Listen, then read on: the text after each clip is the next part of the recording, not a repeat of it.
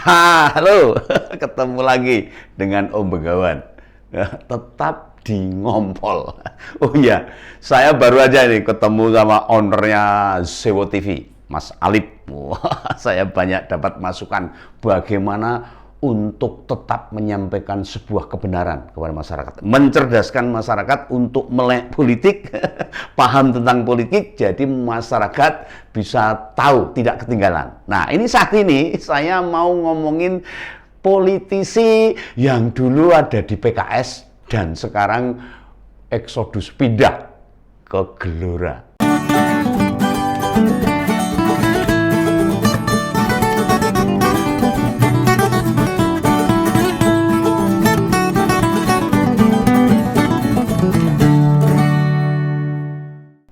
Bang Fahri Hamzah. Wah. Ya, ini salah satu politisi yang sudah banyak dikenal masyarakat. Yang memprediksi bahwa Pak Prabowo adalah capres yang berpeluang paling besar dalam kontestasi 2024. Ya, tentu pernyataan ini bukan statement ngawur ini. Wow, walaupun sudah hengkang dari PKS dan sekarang bukan anggota DPR, diakui atau tidak, informasi yang keluar dari Bang Fahri ini menurut saya, menurut Om Begawan, ya masih relevan dengan situasi politik nasional. Nah, Bang Fahri itu bukan orang yang tidak dekat dengan Pak Prabowo loh. Meski tidak pernah berada dalam satu partai dengan Pak Prabowo, dan ketika dimintai pandangan soal Pak Prabowo, ada kesan respect. Oh, ya menghormati atas perjalanan beliau. Ya memang kalau kita mendengar pendapat dari politisi yang kebenciannya sudah terkikis, ya rasanya beda. Nah, kita tahu loh, 2014 dan 2019 Pak Prabowo berada di kubu seberang. Dulu berlawanan dengan Pak Jokowi itu. Namun begitu Pilpres selesai, Pak Prabowo sudah berada di samping Pak Jokowi. Nah, makanya 2024 mendatang para pendukung kubu seberang yang kecewa yang kecewa dengan tidak jelasnya pencalonan Pak Anies di koalisi berubah-ubah ini, ya akan membelot ke Pak Prabowo itu, dan para pendukung Pak Jokowi saat ini tinggal menunggu menunggu barisannya Pak Prabowo lah. Siapa orang yang didorong oleh Pak Jokowi? Dari perjalanan waktu, banyak kode-kode, ya, kode-kode yang diungkapkan beliau, ya seperti menawarkan kandidat-kandidat potensial. Nah, jangankan kita, yang orang awam seperti Pak Om Begawan ini, KIB saja masih menunggu nama loh. Siapa yang di-endorse Pak Jokowi ini sebenarnya sopo itu, ya masih menunggu, apalagi masyarakat. Saya pernah mendengar kabar di sebuah rapat kabinet, nama menteri yang disebut akan mencalonkan diri dikonfirmasi oleh presiden itu ada 3 menteri yang ditanya ini. Ya salah satunya ya Pak Prabowo itu. Lah apa jawab Pak Prabowo saat dikonfirmasi kebenaran pencalonan itu? Beliau menjawab jika direstui presiden. Oh, ini kan sikap hormatnya Pak Prabowo dengan Pak Jokowi. Nah, sikap Pak Prabowo itu menunjukkan apa yang pernah disampaikan oleh seorang ulama. Jadi menjadi teladan bagi Pak Prabowo untuk menghormati pimpinannya. Nah, katanya begini, kita itu menunjukkan dengan siapa kita bergaul. Ya, atau gampangnya bau tubuh kita ini. Ya tergantung mainnya kita itu sama siapa itu. Ya kalau kita main di bengkel, ya baju kita ini bau asap knalpot. Ya kalau kita nongkrong di SPBU, ya pasti aja baju kita itu bau bensin, Pertamax sama Pertalite ya. Nah, beda kalau kita ngobrol di toko minyak wangi, ya, maka baju kita ya baunya wangi. Ya, ini contoh aja, ini perumpamaan ya. Nah, jadi bukan Pak Prabowo-nya yang berubah, oh bukan. Tetapi di mana seringnya beliau bergaul. Ingat loh. Dulu dalam sebuah kampanye beliau memukul meja podium sampai wah kesetanan itu. Itu terjadi kenapa? Karena lingkungannya memberi info yang membuat beliau emosi. Walau Pak Prabowo itu tentara ya, nah emosi medeni itu.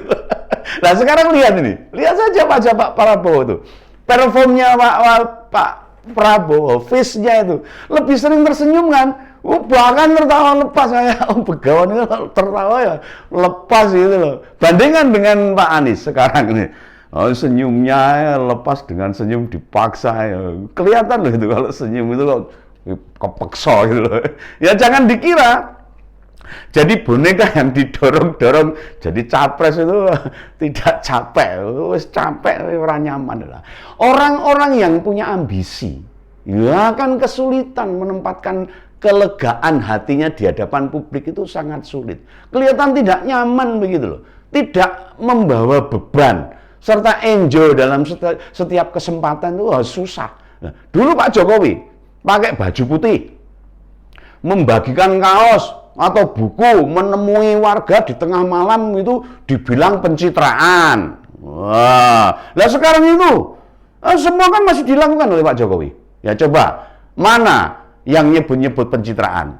Sekarang itu sudah tahun ke-8 loh Pak Jokowi menjadi presiden. Ya siapa yang tahan selama 8 tahun tetap menjaga citra? Masa pencitraan 8 tahun? No, itu nggak mungkin, itu bukan pencitraan. Ya memang karakternya Pak Jokowi seperti itu loh. Lah penilaian Bung Fahri pada Pak Prabowo jelas bukan tanpa tendensi. Karena mereka sudah kenal sejak lama. Sejak lama itu. Ya, sejak dia masih mahasiswa. Masih di HMI dulu. Ya, kata Bung Fahri sejak Pak Prabowo masih berpangkat kolonel itu. Ini melatihnya 3 ini di pundak nih. Ya berarti Bung Fahri benar masih mahasiswa, masih pengurus HMI waktu. Orang cerdas itu Bung Fahri itu. Nah, secara subjektif harus saya sampaikan. Dan kayaknya banyak teman-teman yang setuju. Argumentasi Bang Fahri sekarang itu lebih segar, lebih fine gitu loh, dan menyenangkan. Nah, betul nggak? Jenengan mengakui nggak kalau Bang Fahri sekarang itu lebih cerdas, ya, lebih pendapatnya lebih bisa diterima oleh masyarakat. Analisisnya masih tajam dan tidak memakai menye-menye. Orang mencela-mencela ya. Rupanya bergabungnya Pak Prabowo ke kabinetnya Pak Jokowi, juga atas endorse-nya Bang Fahri ini. Dan jika faktor itu termasuk yang dipertimbangkan Pak Jokowi, saya angkat topi. Saya angkat topi. Nah, bukan hanya pada presiden, namun juga pada Bang Fahri Hamzah. Nah, jadi menurut saya, Bung Fahri ini pilpres yang sudah berdarah-darah itu harus direkonsiliasi. Disatukan kembali, terpecah-pecah, supaya masyarakat tidak semakin ambiar gitu loh. Ketika suatu saat bertemu presiden, Bang Fahri menyampaikan hal itu kepada Pak Jokowi itu. Jangan dikira itu pilihan mudah, entah bagi presiden maupun Pak Prabowo. Artinya kelonggaran hati kedua tokoh ini patut kita kenang sepanjang negeri ini berdiri. Ya mereka lah negarawan-negarawan yang luar biasa. Ya bisa jadi bersatunya mereka membuat Bang Fahri mengambil sikap, merubah dukungannya dari oposisi menjadi mendukung Pak Jokowi. Sudah kembali ke jalan yang benar itu Bang Fahri. Ya gitu ya Bang Fahri. Nah sikap itu tentu dipilih bukan karena PKS berada di kubu oposisi. Jauh sekali. Ini soal hati nurani. Bang Fahri melihat sendiri, walaupun 2 kali kalah di NTB, Nusa Tenggara Barat, Pak Jokowi tetap peduli loh, serta punya perhatian besar loh. Nah, siapa mengira sekarang NTB punya sirkuit Mandalika? Yang mendunia itu tempat bergengsi ajang MotoGP yang disorot dunia. Nah, bagaimana Bang Fahri masih mau nyinyir ke Pak pemerintah? Orang mungkin itu loh. Ini betul-betul sikap yang gentle. Nah, ini loh yang jarang diperhatikan para politisi.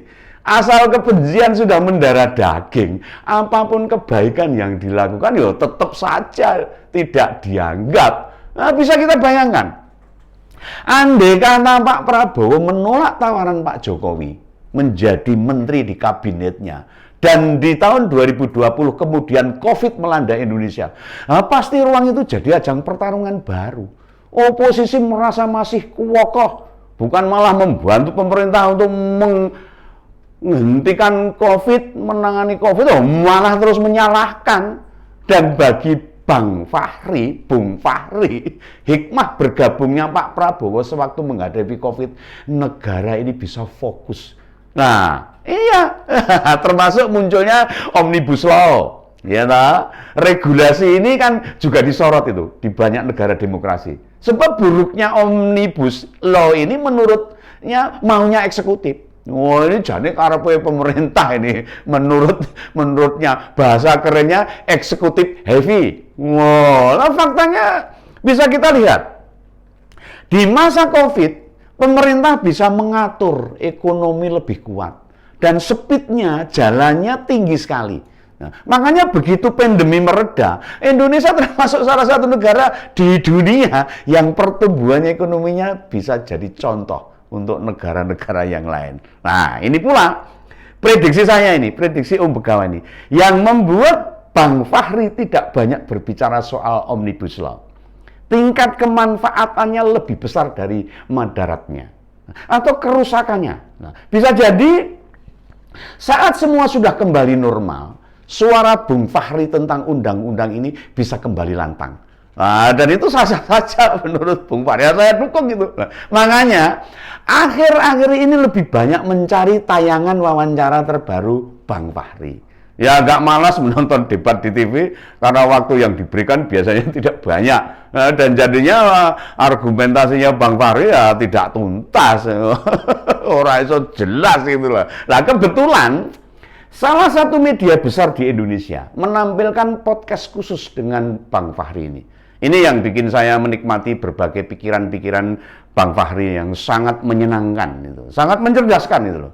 Nah, rasa-rasanya, emosi saya dulu waktu 2014, 2017, bahkan 2019 hilang seketika. Ya sebenarnya kalau Bang Fahri berada di jalur yang pas, lo enak lo mendengarkannya itu. Iya ini pokok-pokok pikirannya cerdas. Loh, iya yang keluar itu mesti mencerdaskan. Dan saripati itu membuat kita yang mendengarkan meyakini bila outnya Bang Fahri dari PKS, keluarnya Bang Fahri dari PKS memang karena persoalan mendasar. Ya, dengan demikian pada tahun 2024, apakah PKS mampu mempertahankan apa yang sudah diperoleh tahun 2019 lalu? Ya, saya tidak yakin tentang hal itu. Ya, banyak yang keluar, ada Mas Anies, Mata, Bang Fahri termasuk itu pindah ke Gelora, ditinggalkan ke PKS lah. Kehilangan Bung Fahri harusnya menjadi sebuah kehilangan yang besar buat PKS ini. Ya, mempengaruhi banyak suara, ya utamanya di NTB. Di tempatnya tinggal Bang Fahri sana. Termasuk di tahun 2024 nanti, pasangan Capres dan Cawapres yang diusung Koalisi Perubahan, apakah bisa mengulang kesuksesan Pak Prabowo sebelumnya? Meraih suara terbanyak di sana? Saya kok tidak yakin gitu. Ya, kalau gitu ya selamatlah untuk Bang Fahri. Sampai ketemu lagi dalam ngompol-ngompol berikutnya. Salam Begawan, sampai jumpa.